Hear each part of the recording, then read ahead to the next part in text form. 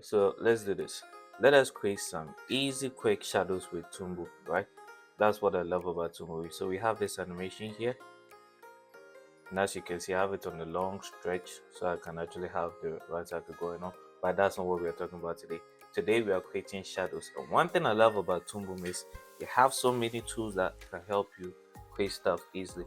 So instead of me having to create, let's say, having to create a drawing, name it shadow, probably have to add a drawing. Okay, probably have to add a drawing into my composite. Then I'll probably need to start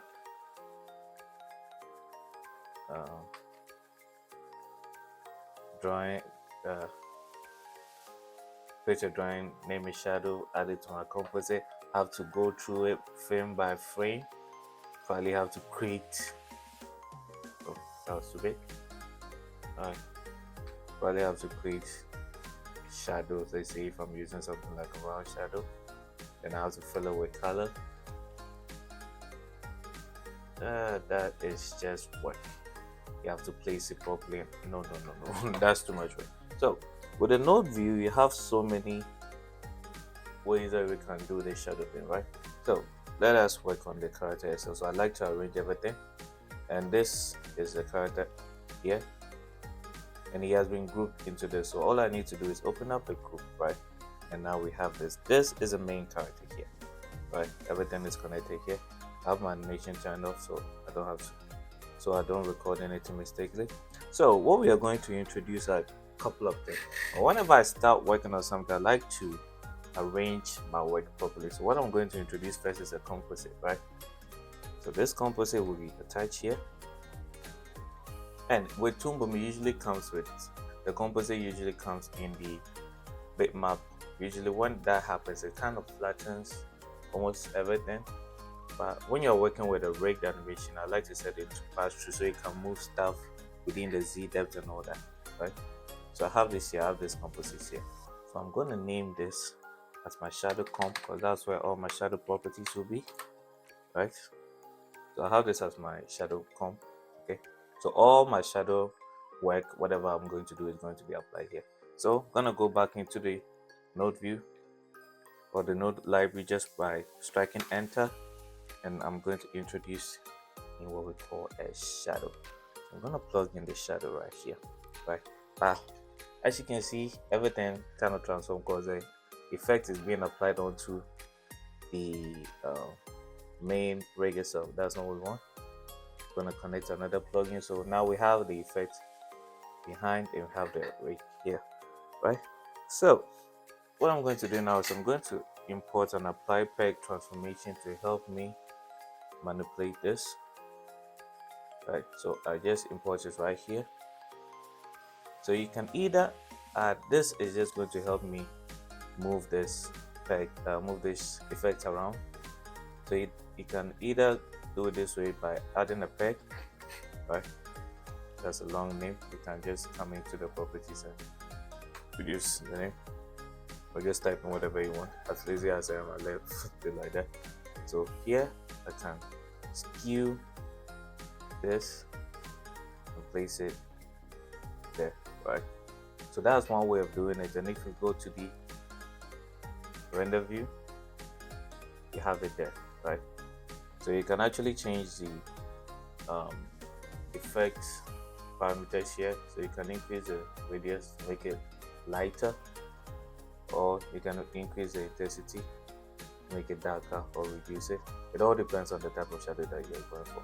Or if you don't want to use the peg method, you have another way of doing it, which we are going to apply what we call the quad node, right?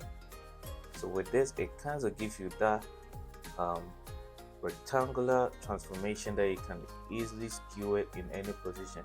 So once you have this, you realize there's nothing showing. All you just need to do is show the controls by clicking on this icon that looks like a yellow railway track. I don't know what it is. You can find it in your camera view, or you just find it here. So once you press on it, you realize you have these points, right? So all you just need to do is click and drag, and as you can see, it is moving based on where you drag it to. I usually like to use this if I want to put my shadow in some kind of perspective. So as you can see, you have it here, and once you go to the render view, this is what we have, right?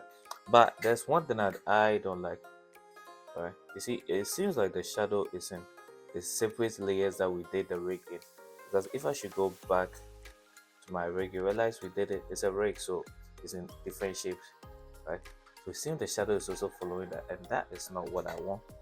I want whatever is being applied onto the shadow effect here to be flat, right?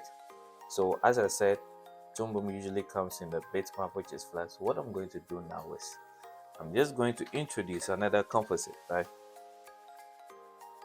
So now I'm going to put in the composite here.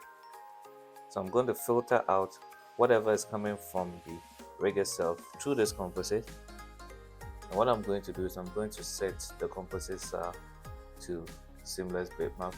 And as you can see, if I go to my render, now we don't have those layering because now it's filtering it and making it flat, right? So I can go into my shadow now, just tweak on it and increase this. I can actually even change the color if I want to. So it depends on what you're going for, right? Alright, so just like that, that's how the quad works. But with this animation, I think I prefer to use the peg. So we're just gonna do it like we did it initially. I'm going to take out the quad, I'm going to introduce in a peg, and if you love yourself, you're gonna reduce the name. So let's make it is it H? Let's make it SH peg for the shadow. And I am just going to transform that. So shadow is technically there, we just don't see it.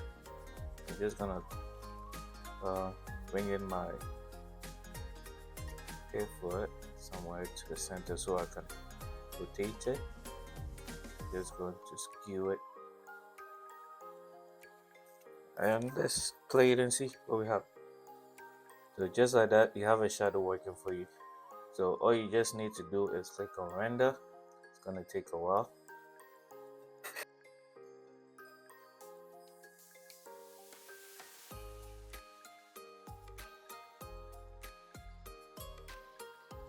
And that seems to take forever.